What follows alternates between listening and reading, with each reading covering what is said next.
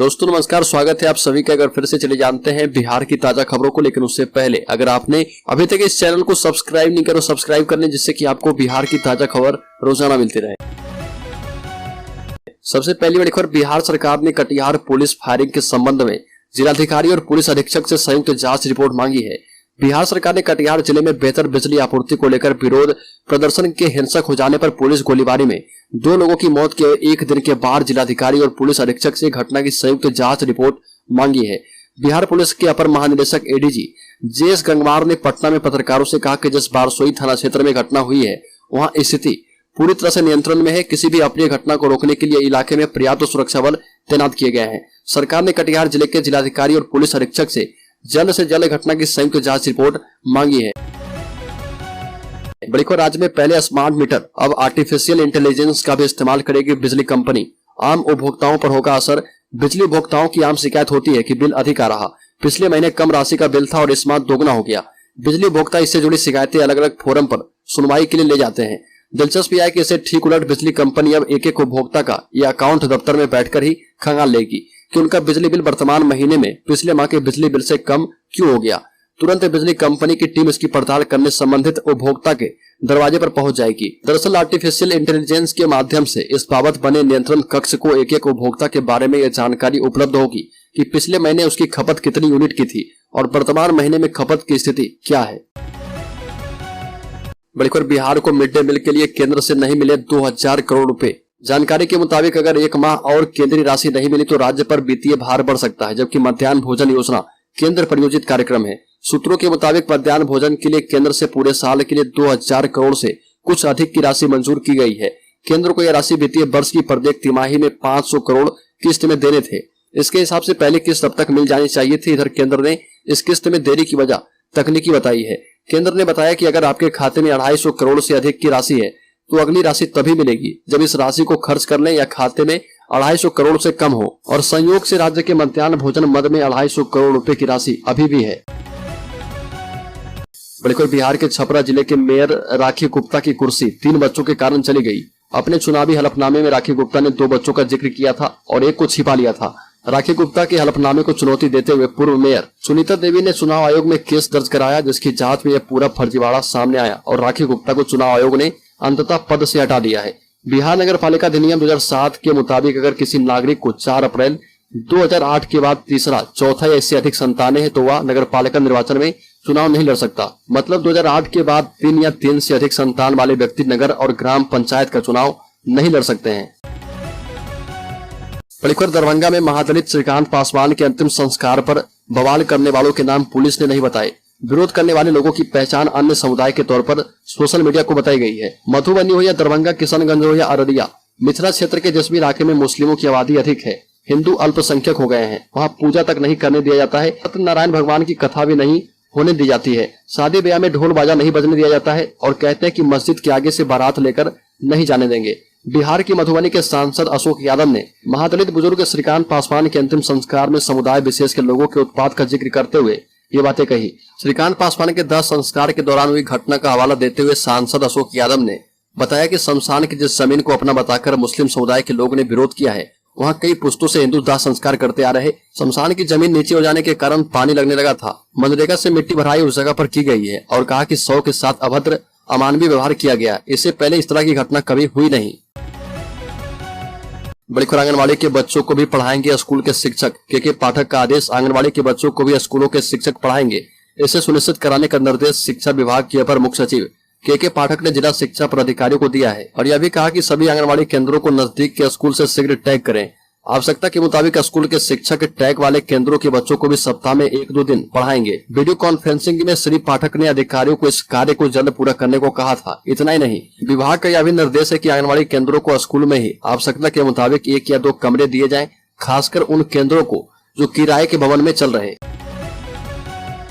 बड़ी खबर, मुहर्रम पर पूरे बिहार में अलर्ट, 6 जिलों में अर्धसैनिक बल होंगे तैनात। सोशल मीडिया पर विशेष नजर। मुहर्रम पर पूरे बिहार में पुलिस और प्रशासन अलर्ट मोड पर आ गया है। राज्य में मुहर्रम को लेकर सुरक्षा की चाक चौबंद व्यवस्था की गई है।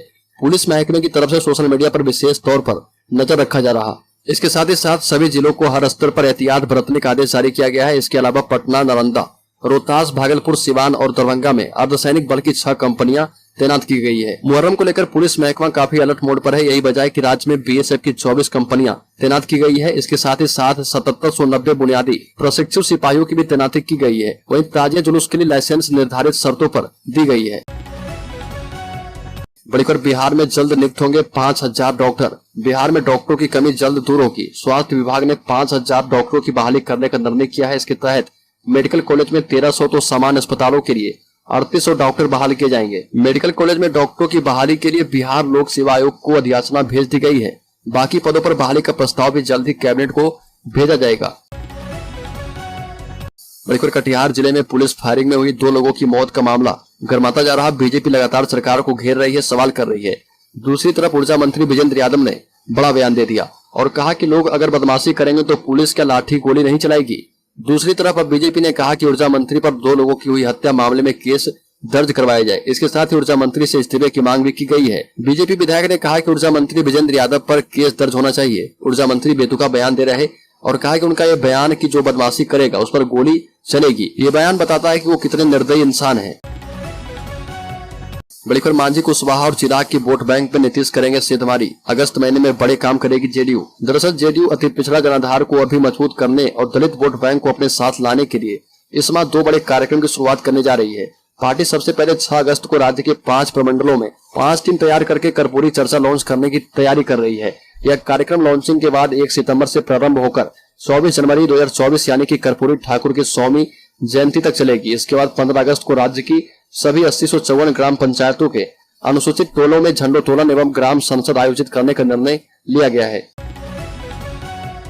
बड़ी खबर, के पाठक का नया आदेश, शिक्षा विभाग के कोई भी अधिकारी कार्यालय में नहीं रहेंगे 8 घंटे। शिक्षा विभाग के अपर मुख्य सचिव के पाठक ने सिवान और सारण जिले के कई विद्यालयों का निरीक्षण किया। विद्यालयों में बच्चों की उपस्थिति और साफ सफाई पर उनका फोकस रहा। के पाठक ने कहा कि शिक्षा विभाग का कोई भी अधिकारी अपने ऑफिस में 8 घंटे नहीं रहेगा। साथ ही साथ जिन बच्चों का अटेंडेंस 75% नहीं होगी उन्हें मैट्रिक परीक्षा फॉर्म भरने से वंचित कर दिया जाएगा।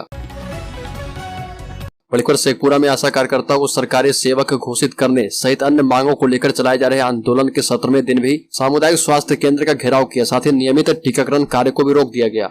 बिहार राज्य आशा कार्यकर्ता संघ संबंध कोपगुट एक्ट 2 के बैनर तले बड़ी संख्या में आशा कार्यकर्ताओं ने अपनी मांगों के समर्थन में प्रोटेस्ट किया। आंदोलनकारी आशा कार्यकर्ता सामुदायिक स्वास्थ्य केंद्र के समक्ष जमकर नारेबाजी की।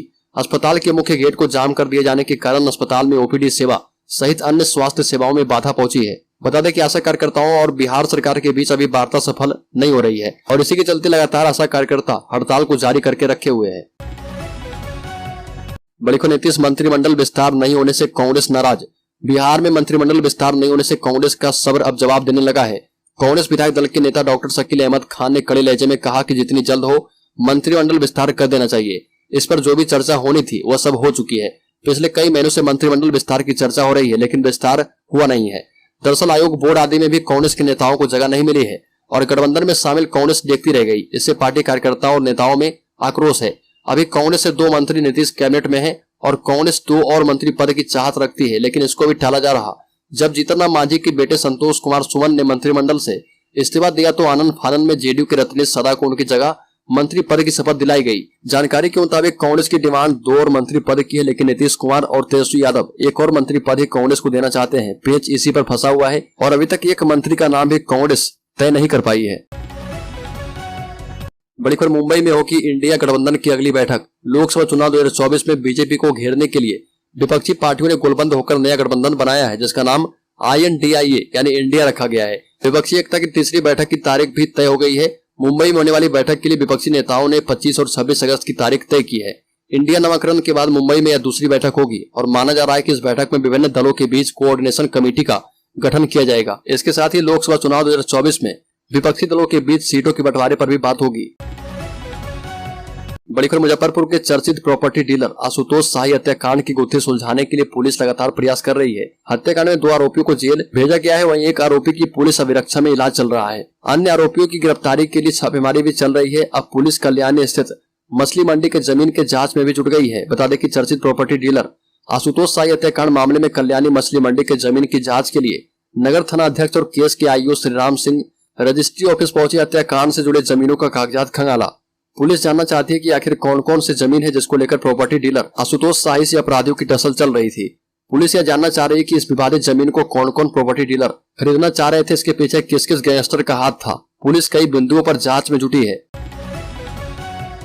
बिल्कुल, बिहार में कटिहार पुलिस फायरिंग से मरने वाले लोगों के लिए बीजेपी नेता ने की मुआवजे और जांच की मांग। बिहार के कटिहार जिले में बिजली विभाग के खिलाफ प्रोटेस्ट के दौरान स्थानीय लोगों और पुलिस के बीच झड़प हो गई। भाजपा के सांसद सुशील कुमार मोदी ने इस मामले में सरकार से मरने वाले लोगों के लिए मुआवजे की मांग की और कहा कि पूरे बिहार में इस समय लोगों को 3 से 4 घंटे बिजली भी नहीं मिल रही है। ऐसे में जनता आक्रोश में एकत्रित हो गई है। पुलिस ने उन पर फायरिंग कर दी, जिसमें 2 लोग मारे गए।